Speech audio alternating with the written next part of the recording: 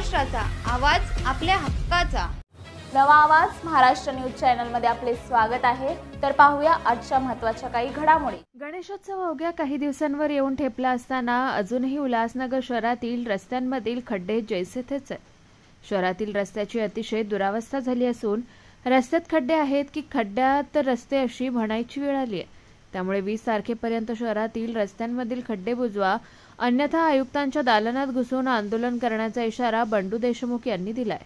आज बंडू देशमुख यांनी कैलास कॉलनी येथे रस्त्यांमधील खड्ड्यांची पाहणी केली.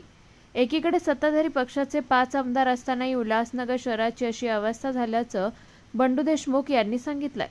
तसेच मुख्यमंत्री तुमचा, उपमुख्यमंत्री तुमचा असताना स्थानिक आमदार हे कोणाच्या विरोधात आंदोलन करणार असा सवालही त्यांनी विचारलाय. उल्हासनगर शहर हे खड्ड्याचं शहर झालेलं आहे, यात कुठलाही दुमत नाहीये. एकही रस्ता असा नाहीये की ज्या ठिकाणी खड्डे नाहीयेत. या शहरामध्ये खड्ड्यात रस्ते की रस्त्यात खड्डे आहेत ते कळायला आपल्याला कळत नाहीये. परंतु उल्हासनगर महापालिका असेल, MMRDA प्रशासन असेल किंवा अजून कुठलं शासन असेल, या लोकांच्या जीवाशी खेळाव्या व्यतिरिक्त दुसरं काही काम येत नाही. लोकांना खड्ड्यात जाऊ दे, मरू दे, यांना याच्याशी काही घेणं देणं नाहीये. वारंवार पाठपुरावा करून सुद्धा, आंदोलनं करून सुद्धा या प्रशासनाने आणि या आयुक्तांनी गांधारीसारखी डोळ्यावर पट्टी बांधली आहे आणि त्या पट्टीच्या आतमधनं शहरात काय चाललं हे यांना दिसत नाहीये.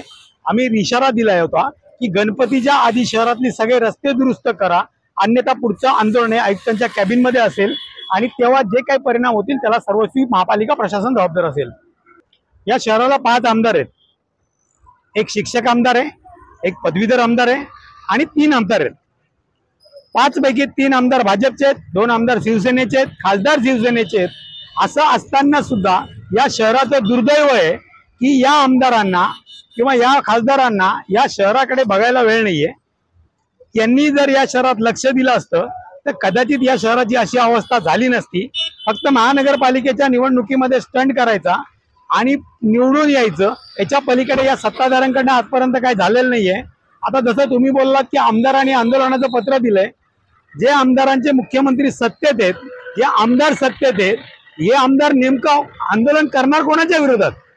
त्यांच्या मुख्यमंत्र्यांच्या विरोधात करणार, त्यांच्या उपमुख्यमंत्र्यांच्या विरोधात करणार की त्यांच्याच आमदार खासदारांच्या विरोधात करणार?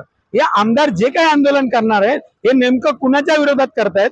प्रशासनाच्या. आणि जर प्रशासनाच्या विरोधात आमदार आंदोलन करत असतील याचा अर्थ हे प्रशासन आमदार खासदार कोणाचं ऐकत नाही आणि त्याच्यामुळे यांच्यावर ही वेळ आली आहे. ही वाईट वेळ आहे की आमदाराला आंदोलन करायला लागतं.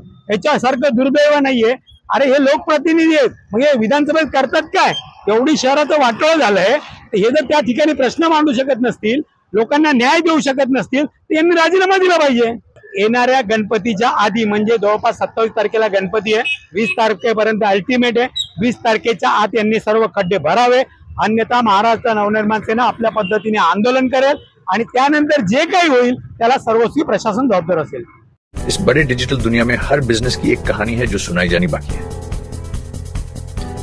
THRM में हम आपके डिजिटल सपनों को हकीकत में बदलते हैं. सोशल मीडिया से लेकर वेबसाइट्स तक, SEO से लेकर गूगल माई बिजनेस तक हम आपकी ऑनलाइन प्रेजेंस मैनेज करते हैं, वो भी ऐसे प्राइसेस में जो आपकी जेब पर भारी ना पड़े. उल्हासनगर से लेकर फोर्ट मुंबई तक हम आपके डिजिटल सफर में आपका साथ देंगे. हमारे साथ जुड़िए और अपने बिजनेस को डिजिटल युग में फलते फूलते देखिए. THRM डिजिटल मार्केटिंग एजेंसी, जहां से आपका डिजिटल सफर शुरू होता है. बातम्या पाहण्यासाठी चॅनलला सबस्क्राईब करा, बेल आयकॉनवर क्लिक करा आणि रहा सतत अपडेट. तुमच्या परिसरातील काही घडामोडी किंवा समस्या असतील तर आमच्या वृत्तवाहिनीला संपर्क करा आणि तसेच सतत अपडेट राहण्यासाठी आमच्या वृत्तवाहिनीला सबस्क्राईब करा आणि बेल आयकॉन दाबायला विसरू नका.